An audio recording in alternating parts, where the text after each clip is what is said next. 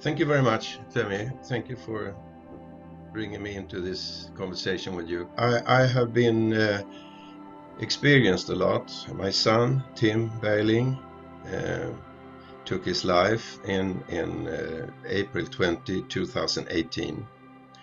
So that's when, things really changed for me and my wife and family. And as Tim was known as Avicii. He was more famous than we understood, to be honest.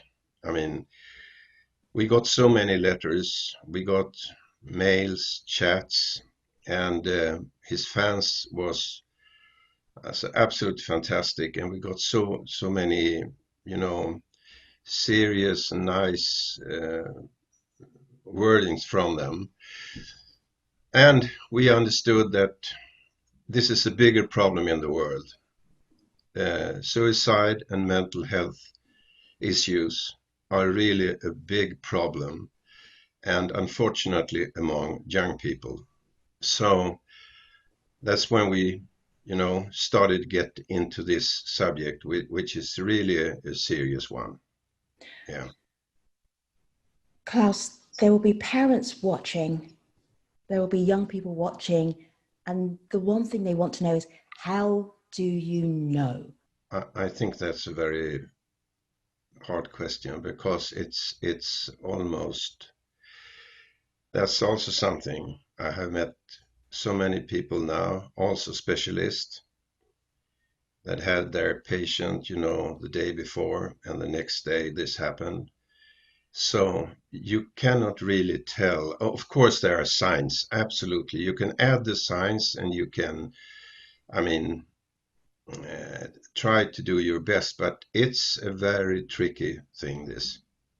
Absolutely. This music business, another business where you have these famous people surrounding or whatever, there is a lot of, stress and anxiety, and there's a pressure to deliver. So it's very common with abuse of alcohol or different drugs or whatever. And I think that we did we did a lot of things. But we stopped him twice, from touring, and we canceled the shows from September to December twice. So, and in between, there was a constant, talking and trying to get things better, and it went better. That, I must say that. That's also the thing here. It went better. He was producing music all the time. He was doing his shows. He had his what is called drawbacks. Mm-hmm. When he was taken into hospital in 2012 in January in New York, he was, it was after very tight shows, and he was partying. He had been partying a lot, so he has an in I don't know what call it inflamed pancreatitis, Mm-hmm. and this is a very I mean, he was taken into the hospital because of that, and that's an extremely painful thing. So he was treated by, morphine-based painkillers. That's the way they treat things like this. It's free from the hospital. He came out from the hospital. He went to Sweden. And before he went to Sweden, he got also painkillers to take when the pain came back again. By that time, we didn't know anything about these painkillers. We didn't know how addictive it was. But I would say that's the way, that's where it started, more or less. So, when we talk about mental illness, I would say you can hide mental illness by using drugs.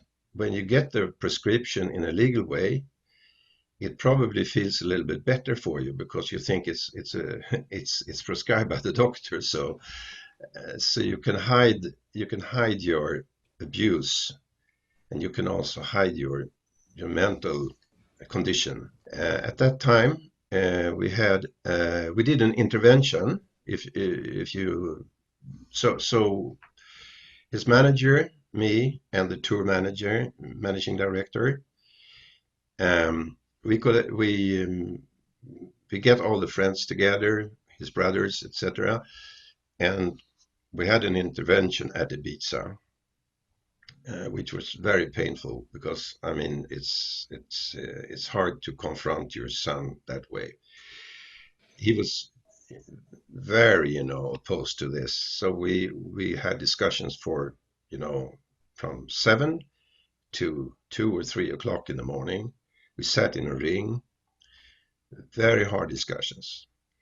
But then he gave up and said, "Okay, I'll go in." So at that time, I think he admitted for himself. He started admitting for himself that I'm in serious trouble. After Tim died, you set up a foundation. Why did you do that?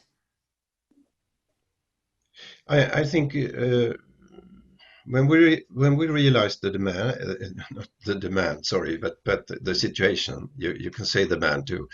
The situation among young people to start with, and that the problem with mental health issues is increasing, and also the suicide rate is at a very high level, also among young people, and unfortunately increasing among young women.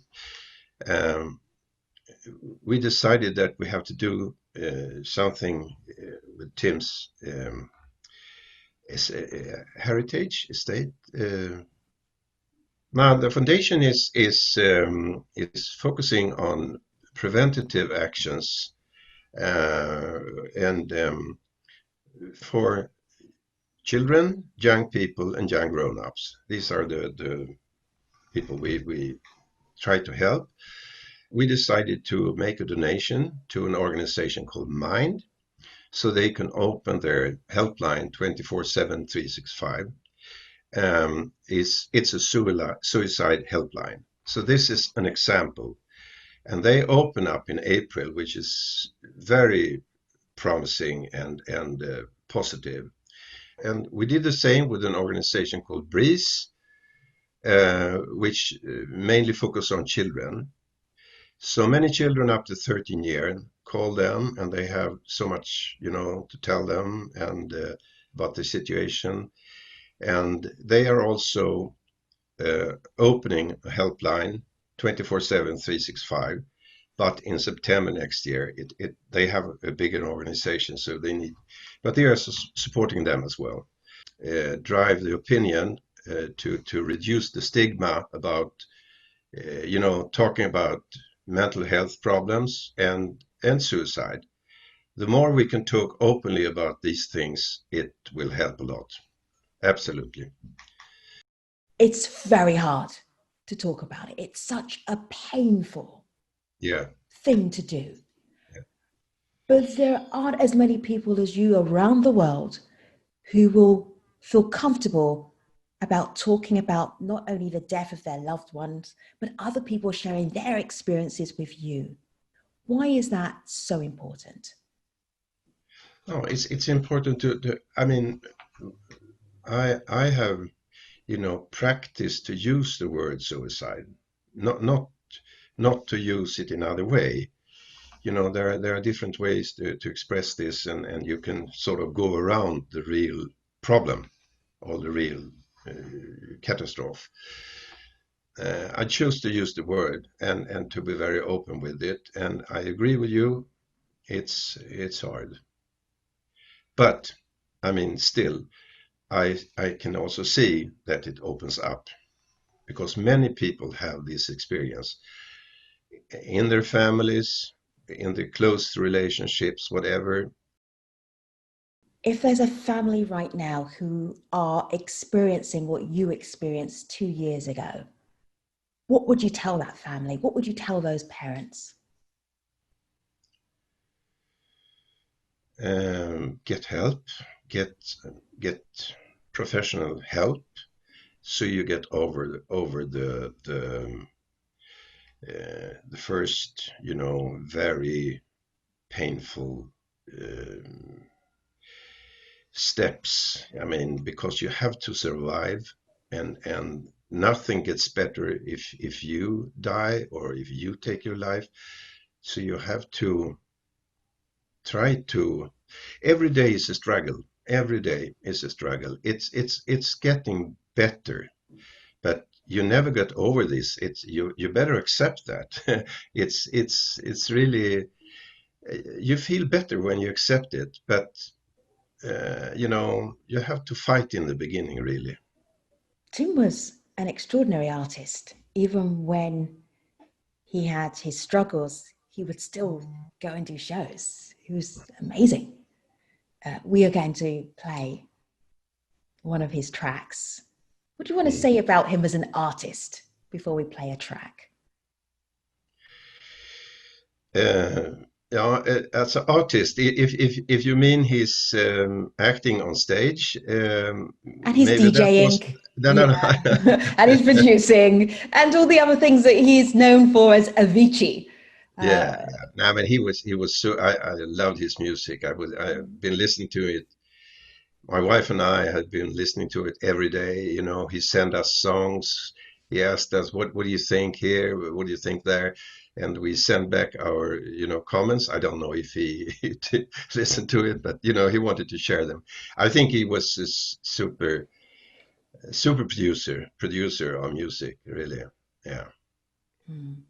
Klas Bergling, what is the one message you want to give the world about mental health from your experience, from your family's experience of losing your son to suicide?